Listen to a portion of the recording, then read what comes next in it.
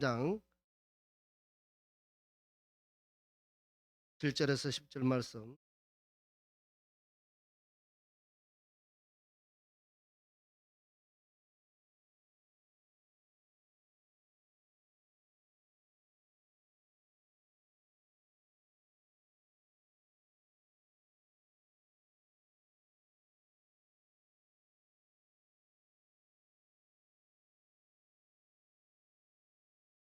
함께 교독하겠습니다. 교독할 때 천천히 한 목소리로 교독. 마지막은 합하도록.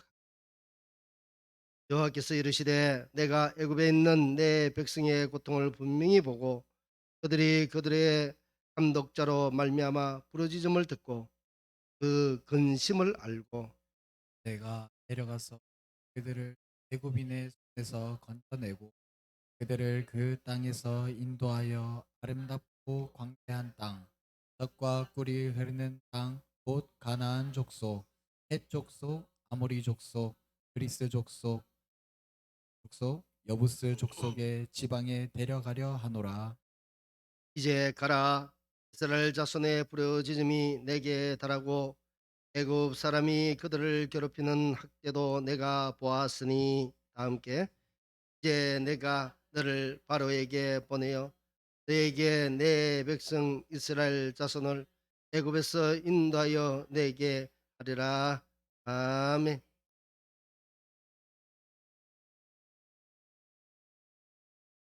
오늘 제목의 말씀은 은혜 1 해서 싸우심. 왜 이 은혜 갈로 해서 일을 했는가? 출애굽기의 역사는 굉장히 중요합니다. 이 출애굽기의 역사는 1400년 전에 일어났던 출애굽의 현장이지만, 그러나 이것이 영적으로 우리에게 시사하는 바가 매우 크고 이것이 우리의 모델이 되기 때문에 출애굽기의 역사는 중요하다는 것입니다. 어, 이번에는 정말 새로운 각도에서 한번 상해보고자 이렇게 내일. 그러면 또 다음에는 은혜 2가 나오는데, 그다음에 또 어떤 말씀들이 나올지 하셔도 좋을 것 같습니다. 첫 번째로 이 출애굽기에서 찾아오심입니다. 어떻게 찾아오시는지, 무엇을 찾아왔는지. 이 이스라엘 백성들이 지금 애굽에 살고 있습니다. 그런데 이 이스라엘 백성들이 애굽에 살게 되었던 것은 하나님의 오랜 작정된 계획이었습니다. 물론 역사를 보면 이곳에 살게 된 그 사유를 보게 되면 그 야곱의 자녀들이 흉년을 맞아서 식량을 구하러 갑니다. 그런데 그전에는 어떻습니까? 요셉이라는 자기의 동생을 팔아버렸죠. 근데 이 동생은 어디 갔는지 모릅니다. 자, 그런 가운데 야곱의 자녀들이 지금 자기들 그 사는 땅에는 흉년이 들었고 애굽에는 곡식이 많다는 소식을 듣고 곡식을 구하러 애굽에 내려가게 되죠. 거기에 내려갔다가 이전에 자신들이 그 지나가는 상인에게 노예로 팔았던, 그리고 아버지에게는 죽었다고 보고했던, 거짓말했던 그 막내 요셉이 살아있더란 것입니다. 더군다나 그 요셉이 애굽의 총리로 자기들 앞에 짠하고 나타났던 것입니다. 극적상봉했던 것입니다. 그런데 형들은 매우 두려워했습니다. 자기들이 저지른 일 때문에 죄짓고는 못 살죠. 그래서 그곳에서 벌벌 떠고 있을 때 모든 일은 요셉의 용서로 그것이 일단락됩니다. 그리고 요셉이 그렇게 얘기해요. 나보다 하나님께서 나를 당신들보다 먼저 이곳에 보내셨던 것은 하나님께서 하셨다. 이렇게 고백을 하죠. 그 말에 감동이 됩니다. 하나님께서 모든 일들을 다 이루셨다는 것이죠. 자, 이런 일들이 어디에서부터 시작됐는가? 이미 아브라함 시대 때부터 이것이 예고되어 있었던 것입니다. 그래서 요셉의 용서로 말미암아 그들의 형과 또 그의 아버지 야곱과 함께 그 흑년 땅에는 살지 못하니까 7년의 대흉년이 들었으니까 이제는 못 살고 가나안 땅에서 애굽으로 내려와 살게 되었던 것이죠. 고센 땅을 차지하고 그곳에 살게 됩니다. 그런데 한 해 두 해 살다 보니까 그곳에서 완전히 정착하게 되고 또 그곳의 문화에 젖어들고 나중에는 가나안 땅으로 올라가지도 못합니다. 계속 그 자리에 눌러 살게 되었던 것이죠. 그런데 이미 하나님께서는 그곳에 아브라함에게 약속했죠. 너의 자손들이 애굽에 400년 동안 살다가 내가 그들을 약속한 땅으로 이끌어내겠다. 그렇게 약속했던 그 시초가 바로 야곱으로부터 시작되는 것이죠. 그래서 그들은 그때부터 쭉 애굽에 살았습니다. 그런데 그곳에 살면서 어떻습니까? 애굽 사람들보다 일을 많이 하다가 보니까 이 이스라엘 백성들은 히브리인들은 더 몸이 강성해지고 건강하다는 뜻이죠. 그러니까 아기를 놓을 때는 순풍순풍 잘 놓는 거예요. 그러니 아이들의 급격한 증가로 인해서 애굽인들이 두려워할 정도로 증가가 되었습니다. 그래서 그들은 위기를 느낀 나머지 아예 이번 차에 종으로 삼아버리자 하고 그들을 종의 신분으로 만들어 버립니다. 자, 그러다 보니까 그들은 힘들게 일을 하게 되고 또 시키는 감독자는 굉장히 힘든 일을 시키게 되고 없는 것도 만들어 내라 하고 또 할당력 줄 때도 굉장히 고되게 일을 시켰던 거죠. 비참한 노예 생활을 하고 있었습니다. 근데 보시기 바랍니다. 그들이 지금 노예 생활을 하는데 어느덧 자기도 모르게 지금 노예 생활을 하고 있더라고요. 처음에는 자기들의 종의 신분이 아니었죠. 완전 자유자의 신분이었습니다. 그런데 어느덧 자기들도 모르게 그 애굽 나라의 종이 되어 있었더라고요. 그래서 그 세월이 흘렀습니다. 자, 그러던 어느 날 모세가 태어났는데 이 모세는 그의 부모가 그 죽는데 내어 주기를 거부하고 그때 당시에 사내 아이는 다 죽였는데 그의 부모는 이 모세를 보호하고자 숨기고 보호했는데 결국은 보호하지 못하고 강물에 나일 강물에 아이를 띄워보냅니다. 근데 이 띄워보냈던 갈대 상자에 띄워보냈던 이 모세는 바로 왕의 아래에 의해서 건짐을 받게 되죠. 그래서 이름이 모세입니다. 그래서 건짐받았다 해서 모세죠. 그리고는 이 바로 왕의 딸로 딸의 양자로 들어가 살게 됩니다. 그런데 그는 이제 장성해서 그가 자기 자신이 히브리인이라는 것을 알게 됩니다. 그런데 밖에 가만히 보니까 히브리인이 당하는 고통을 보게 됩니다. 애굽인이 히브리인을 치는 것이죠. 그 반면에 그는 나가서 그 히브리인을 대신해서 싸움을 말리다가 그건 그곳 애굽인을 쳐서 죽여버립니다. 이것이 탄로날까 봐 그는 도망가게 되죠. 미디안 광야에 도망갑니다. 그는 미디안 광야에 가서 그 생활을 하는데 이드로의 집에 들어가게 되고 이드로가 그의 딸과 결혼해서 살게 합니다. 자, 그렇게 세월을 보내다가 80세가 다 되어서 40세에 도망갔다가 80세가 다 되어서 모세는 양을 치고 있었던 거예요. 그런데 그가 양을 치다가 호렙산까지 가게 됩니다. 그때 양을 먹이던 중에 저 멀리 보니까 떨기나무에 불에 붙긴 붙었는데 아무는 타지 않고 불만 활 붙는 것을 보고 그는 너무 신기해서 그곳에 구경하러 갔다가 뜻하지 않게 그곳에서 하나님을 뵙게 됩니다. 내가 선 땅은 거룩한 땅인 내 신발을 벗 거기서부터 하나님을 만나게 됩니다. 그리고 그곳에서 그는 하나님의 명령을 받게 됩니다.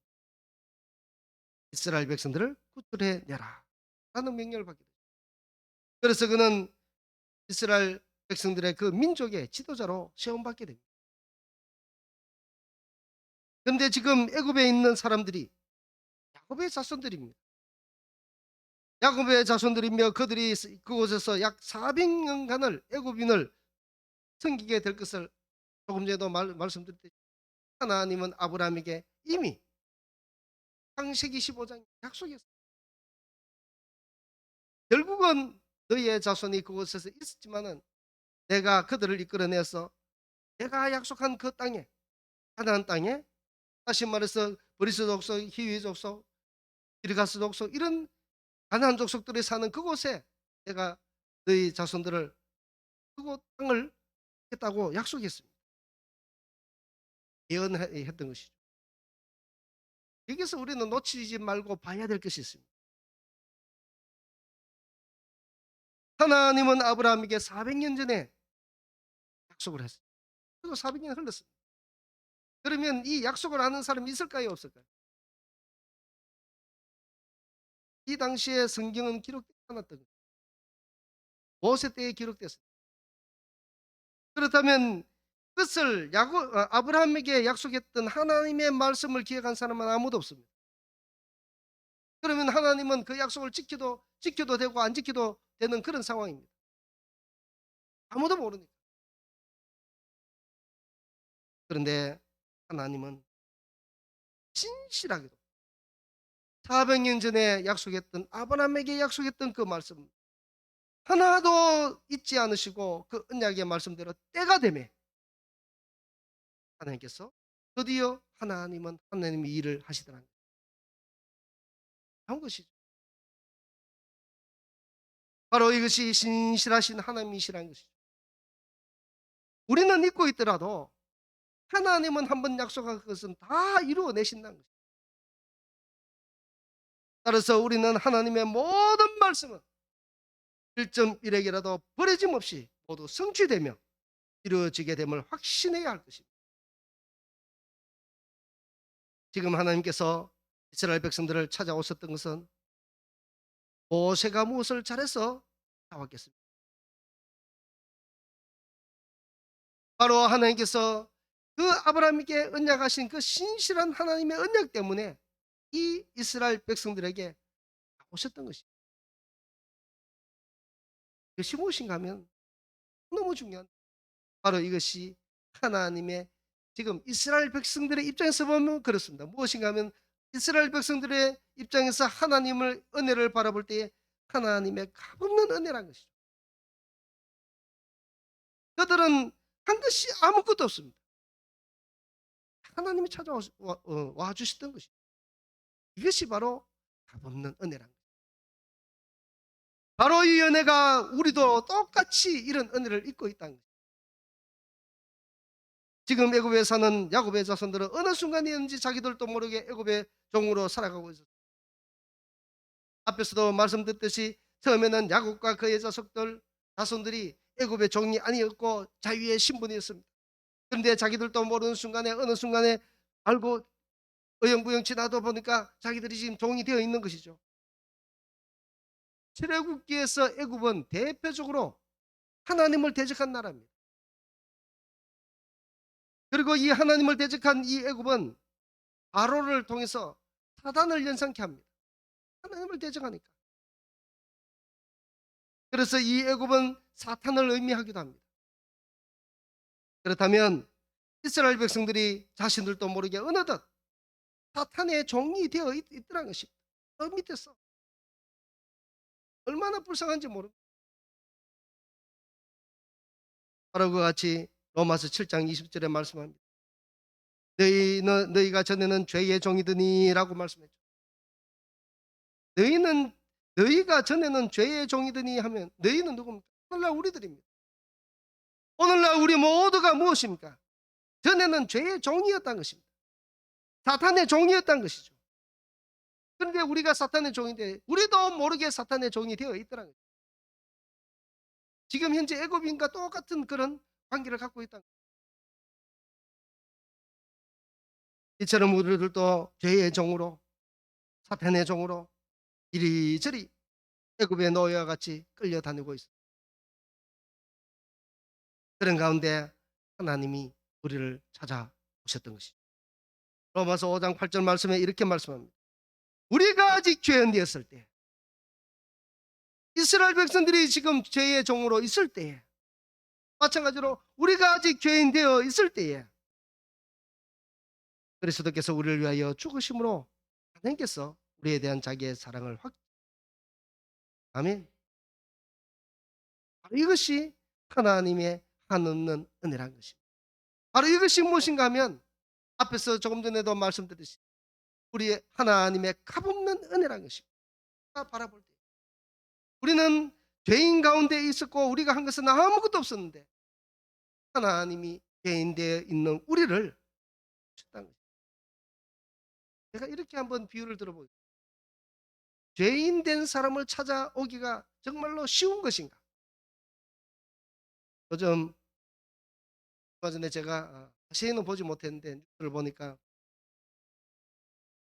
성범죄자, 출소했던 범죄자가 나오니까 집을 구하는데 그 사실을 밝히지 않고 집을 계획했다고 뉴스에 나오더라고요. 하지 말라고. 이곳에 살지 못하도록 막는 것을 봤어요. 또 조두순이라든지 이런 흉악범이나 이런 죄인들, 강도 이런 사람들이 내 이웃에 산다면 어떻습니까? 얼마나 두렵겠습니까? 바로 그와 같이 우리 모두도 무엇입니까? 죄인이었죠. 우리는 이런 죄 저런 죄 자관 하나님 앞에서는 똑같은 죄입니다. 살인을 저지른 죄나 거짓말한 죄나 어떠한 죄든지 다 똑같습니다. 그렇다면 무엇입니까? 하나님 보시기에는 모든 죄로 통해서 역겨운 것들이죠. 우리도 저런 조두순이나 이런 흉악범들 우리 주위에 있기를 싫어한 것처럼 하나님인들 우리 죄인이 그가 그리 좋아서 우리에게 오겠습니다. 그럼에도 불구하고 하나님은 우리가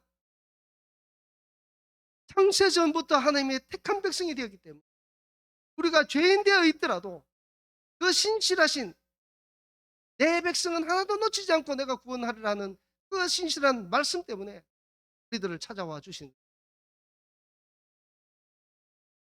그래서 우리는 죄인임에도 불구하고 하나님은 우리를 위해서 먼저 화해의 손을 내미셨던 것입니다. 그의 외아들 독생자 예수 그리스도를 육신으로 보내심으로 바로 그 육신을 보낸 것은 무엇인가? 죄 있는 모양으로 만들기 위해서 육신으로 보내셨다. 십자가에 달려 가시게 하기 위해서. 그리고 예수님은 죄 있는 모양으로 되어서 십자가에 저주의 십자가에 달려 바로 이것이 무엇인가? 말할 수 없는 하나님의 놀라운 값없는 은혜라는 것입니다. 우리 모두 그 옛날 이스라엘 백성들이 하나님의 구원 역사를 보았듯이 우리 또한 하나님이 주시는 놀라운 구원의 역사를 오늘날 우리가 경험하고 있습니다.